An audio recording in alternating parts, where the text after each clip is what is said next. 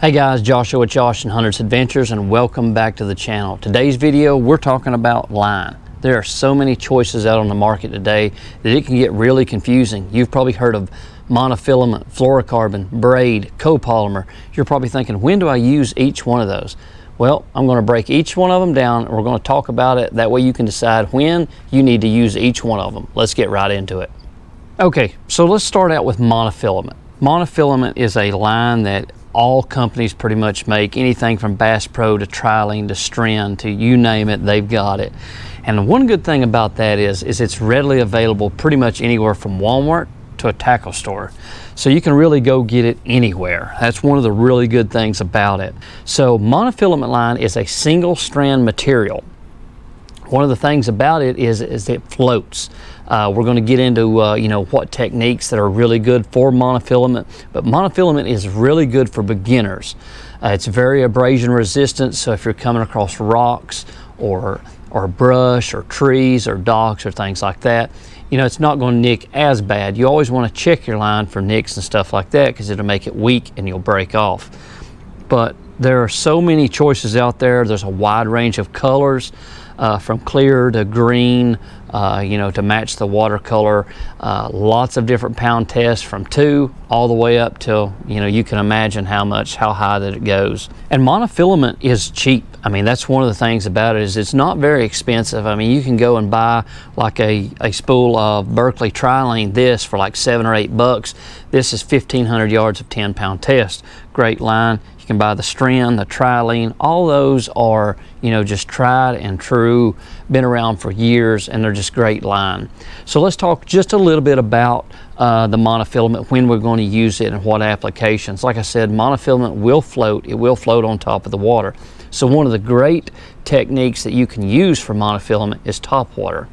So you're working a spook or a popper, that's really great because your line's not going to sink and it's going to keep the bait on top of the water and it'll help you work the bait easier. Another thing that people like to use it for is a lot of people use it for spinner baits.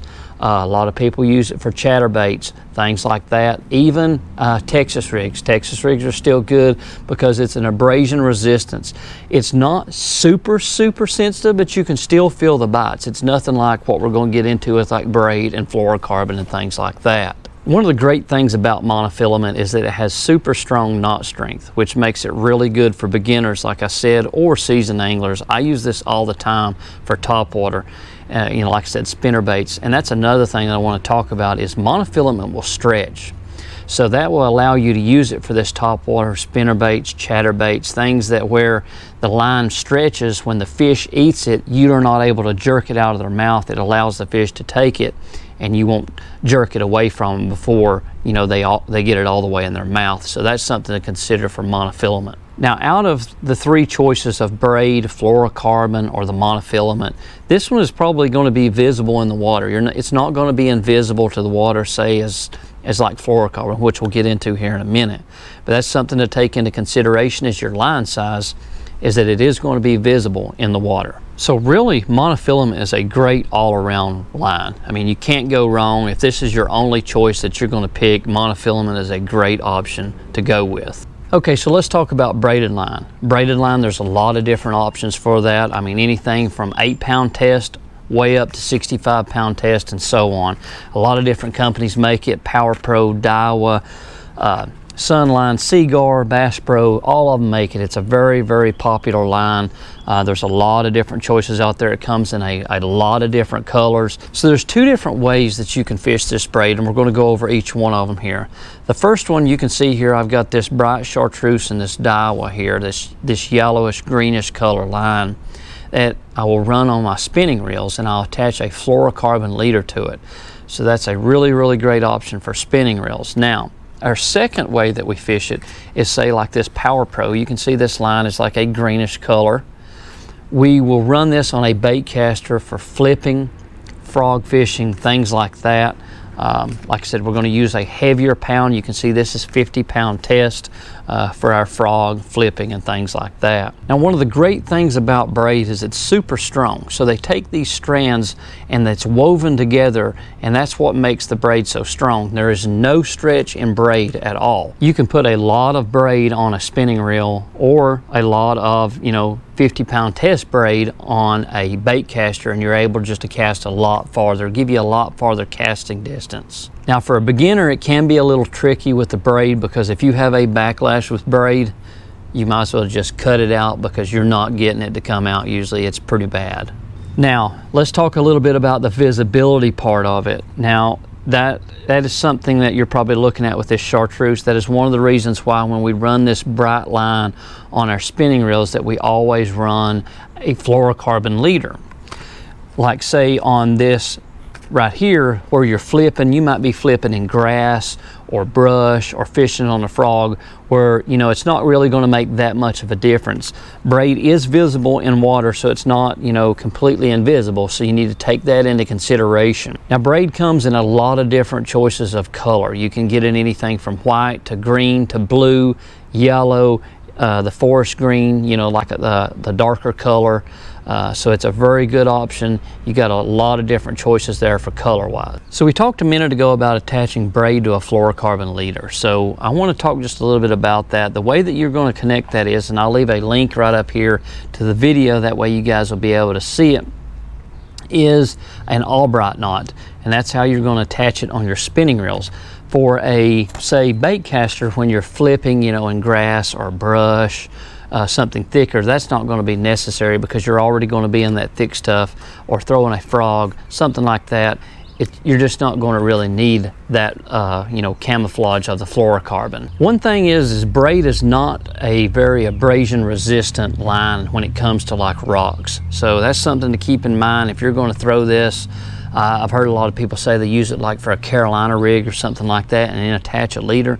You got to be careful with that, because braid coming across rocks is just going to wear a weak spot in the line, and it's going to cause you to break off. So keep that in mind.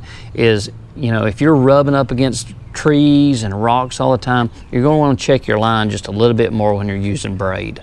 Braid has really good knot strength, so you don't have to really worry too much about that. Just make sure you are aware of the nicks and stuff, when you're fishing in heavy cover. Always check your line there. Braid does float unless it gets like super waterlogged, and then eventually it's going to sink. Last but not least, let's talk about fluorocarbon. Out of the three that we've talked about, this is the most invisible in the water that you're going to get. That's one of the things that I want to talk to you about is you can use this fluorocarbon in a really pressured lake, and it may help you get just a few more bites over, say, the monofilament. We talked a minute ago about the braid to the fluorocarbon, and that's one of the things. You get the strength of the braid and the sensitivity when you get the invisible of this, and fluorocarbon is also very sensitive. It just makes a really, really great spinning setup. I've got 7-pound test here. This is a great option for your spinning reels. It's super strong. One of the things that I will talk to you about though is fluorocarbon. The price is just a little bit more expensive, say, out of the other two, the monofilament and the braid.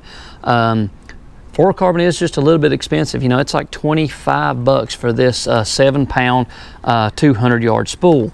But this Sunline Sniper is great line.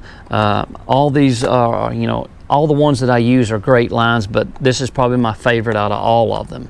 Now, fluorocarbon does have some stretch, so that brings us to, what applications we might want to use fluorocarbon for, other than, our braid to fluorocarbon leader. The main thing that I like fluorocarbon for is crankbaits.